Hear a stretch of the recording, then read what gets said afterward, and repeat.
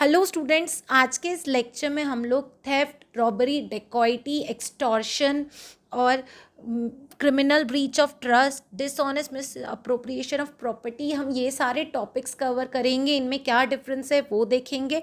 साथ ही साथ हम लोग previous year question of UGC net discuss करेंगे जो कि इस टॉपिक से रिलेटेड है। आज हमारे सामने है ये क्वेश्चन जो कि दिसंबर 2023 में पूछा गया था। This question is related to offences against property. सबसे पहले हम इसके सारे कॉन्सेप्ट समझेंगे, सेक्शंस को याद करेंगे, उसके बाद हम लोग मैच करेंगे। तो इस लेक्चर के थ्रू हमें जिन जिन टॉपिक्स को कवर करना है उनके टॉपिक हैं theft, extortion, robbery, dacoity, dishonest miss appropriation of property, criminal breach of trust. ये सारे टॉपिक्स हम इस लेक्चर के थ्रू कवर करेंगे। ये लेक्चर ज़्यादा लंबा ना हो जाए इसलिए हम इसे 2 पार्ट्स में कवर करेंगे। तो बहुत सारे स्टूडेंट्स का ये डाउट भी होगा कि हमें पुराने सेक्शंस मतलब आईपीसी के सेक्शंस याद करने हैं या भारतीय न्याय संहिता के सेक्शंस याद करने हैं।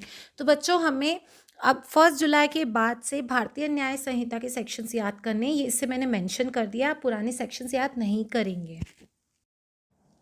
सबसे पहले हम लोग चैप्टर 17 ऑफेंसेस अगेंस्ट प्रॉपर्टी में समझेंगे थेफ्ट। थेफ्ट की डायरेक्ट डेफिनेशन देख लेते हैं। Whoever intending to take dishonestly, बेटा ये मेंस रिया बता रहे dishonestly, any movable property, मतलब मूवेबल प्रॉपर्टी का थेफ्ट होता है, out of the possession of any person, किसी जो प्रॉपर्टी किसी के possession में है, and without that persons consent, जिसके possession में है उसकी कंसेंट के बिना, मूव्स दैट प्रॉपर्टी, मतलब प्रॉपर्टी ले जाना चाहिए, वहीं के वहीं छुपा के रख दिया तो थेफ्ट में नहीं आएगा। In order of such taking is said to commit theft, मतलब आप ले रहे हो, लेके वहीं रख दिया तो वो थेफ्ट की कैटेगरी में नहीं आएगा, उसे आपने ले जाना चाहिए। तो हमने सेक्शन 378 थेफ्ट पढ़ लिया है। 378 रट लो, 380 से 2 कम। यूजीसी नेट में सेक्शंस पूछे जाते हैं, केसेस के ईयर पूछे जाते हैं।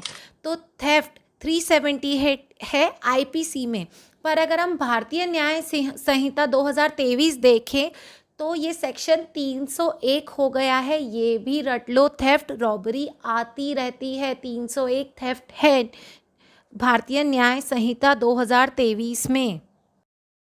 बेटा अब सबसे पहले हम लोग इंग्रेडिएंट्स ऑफ थेफ्ट समझ लेते हैं। बेटा the intention must be dishonest, that means suppose मैं और मेरी फ्रेंड साथ में पढ़ाई कर रहे थे और घर जाते समय मैंने मेरी बुक्स के साथ साथ अपनी फ्रेंड की बुक भी ले ली, बट मेरा इंटेंशन डिसऑनेस्ट नहीं था।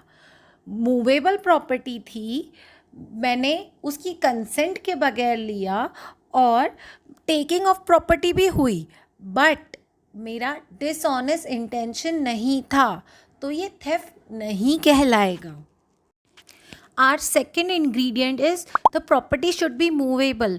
बेटा प्रॉपर्टी मूवेबल होनी चाहिए, इमूवेबल प्रॉपर्टी का थेफ्ट नहीं होता है। But yes, things attach to earth, suppose कोई ट्री है जो अटैच टू अर्थ है, उसे सेपरेट कर दिया अर्थ से, उसको कट करने के बाद उसके बाद उसका थेफ्ट पॉसिबल है। बट जब तक वो थिंग्स अटैच टू अर्थ है वो इमूवेबल प्रॉपर्टी होती है, और इमूवेबल प्रॉपर्टी का थेफ्ट नहीं हो सकता, उसके लिए पहले उसे मूवेबल करनी पड़ेगी, और मूवेबल प्रॉपर्टी का ही थेफ्ट होता है। Then comes property must be taken out of the possession of another person.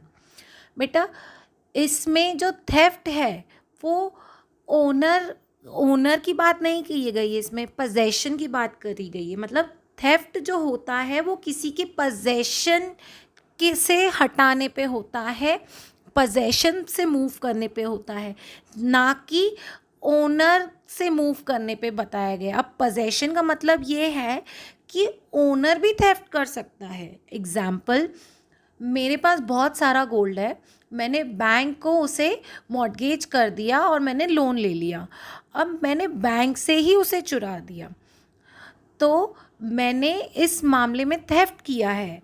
और इसमें ओनर तो भले मैं थी, बट मैंने जिसकी पोजेशन में था उससे लिया है, तो थेफ्ट होता है possession, out of the possession से।